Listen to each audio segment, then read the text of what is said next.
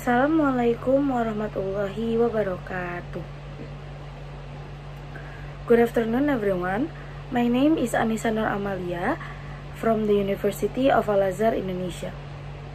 Today, I will present to you about my presentation entitled Pseudoxenoglossia in Mispronunciation Lyrics of Chainsmokers song Don't Let Me Down, covered by Nela Kharisma. In this presentation, I will talk about a linguistic phenomenon that is both interesting and entertaining. Pseudoxenoglossia. This term refers to speech that sounds like a foreign language but is actually meaningless or heavily distorted. Our case study focuses on a popular Indonesian dangdut singer, Nela Kharisma, and her cover of Don't Let Me Down by the Chainsmokers. We explore how her mispronunciation of English lyrics, influenced by her native language, creates utterance that are often unintelligible or resemble a new, fabricated language, hence pseudoxenoglossia. Now, let's begin with the background of our study. In Indonesia, English language songs are extremely popular and are frequently covered by local singers, from professional artists to online theaters. English is seen as trendy, global, and modern. However, many performers, especially in genre like dangdut, may not have formal training in English pronunciation. When these singers perform English songs, they often rely solely in imitating the sounds they hear, without fully understanding the lyrics, grammar, or phonetics. This can result in significant changes in pronunciation, sometimes to the point where the original words are completely lost. This is where pseudoxenoglossia emerges, when a speaker, or in this case a singer, produces speech that phonetically resembles a foreign language but has no real meaning or accurate representation. These utterances may sound exotic or foreign, but they are essentially distorted beyond recognition. It's important to note that this phenomenon doesn't only happen in Indonesia. Across the world, especially in multilingual societies, it's common for people to imitate foreign sound without understanding them. But in the context of a musical performance, this phenomenon becomes particularly visible and in some cases viral. And this is the methodology part. Our approach to this study is qualitative and descriptive. We selected a cover performance of the song Don't Let Me Down by Nela Kharisma, which has uploaded to YouTube and had gained over 14 million views. The performance offered a widely circulated and representative example of the phenomenon. The methodology involved three main steps. First, listening and transcription.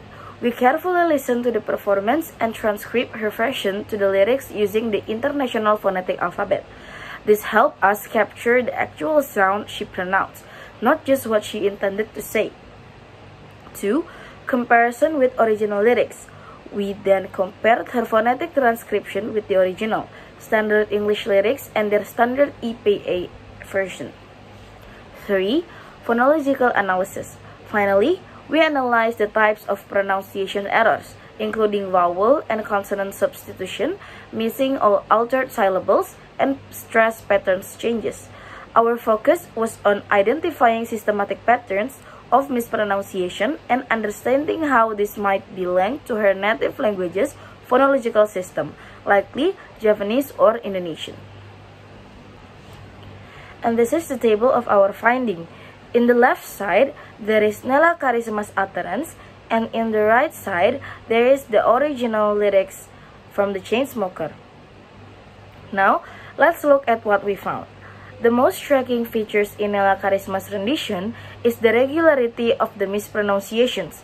These are not random mistakes. They are consistent and systematically shaped by the rules of her first language.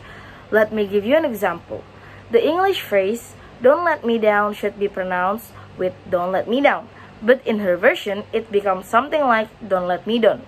Here, the diphthong, "ow," in down, is replaced by the monophthong "o," a sound more common in Indonesian or Javanese. Another example is the phrase "stranded," In her version, it becomes something that no longer resembles the original lyrics in either sound or meaning. This is a classical case of pseudoxenoglossia, where the singer believes that she is imitating English, but the result is entirely disconnected from the original form and content. So why does this happen? There is several factors are at play. First, phonological interference. Indonesian has different phonemes inventories from English. Second is rhythmic adaptation. In music, pronunciation is often adapted to fit the melody and beat. When singers do not understand the lyrics, they tend to prioritize musical rhythm over linguistic accuracy. Third is semantic detachment.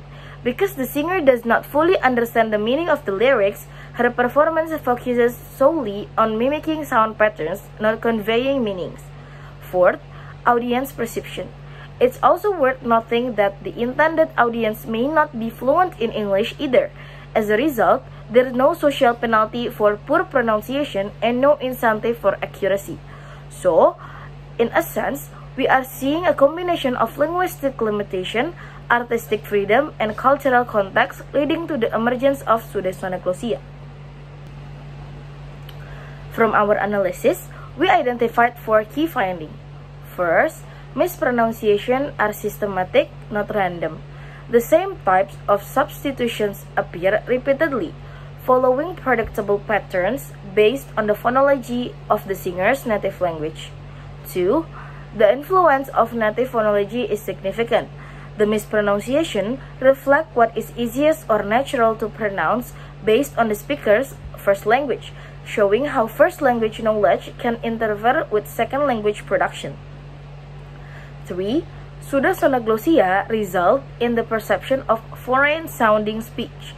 The resulting lyrics often sound like an invented or unknown language, which can be amusing, confusing, or simply unrecognizable.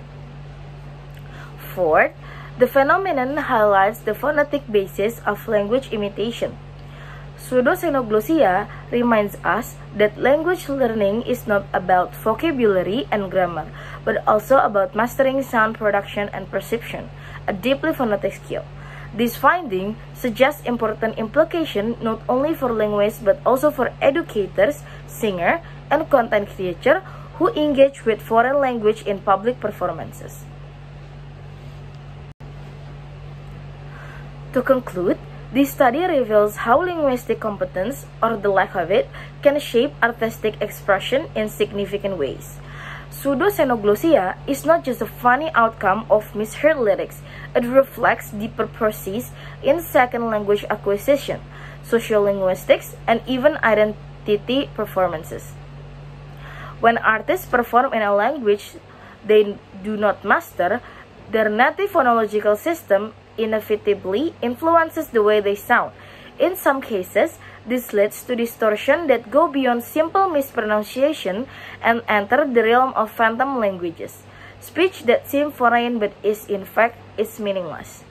In a word, where media is global and songs travel across borders in seconds, we need to pay more attention to how languages are performed, perceived, and reproduced.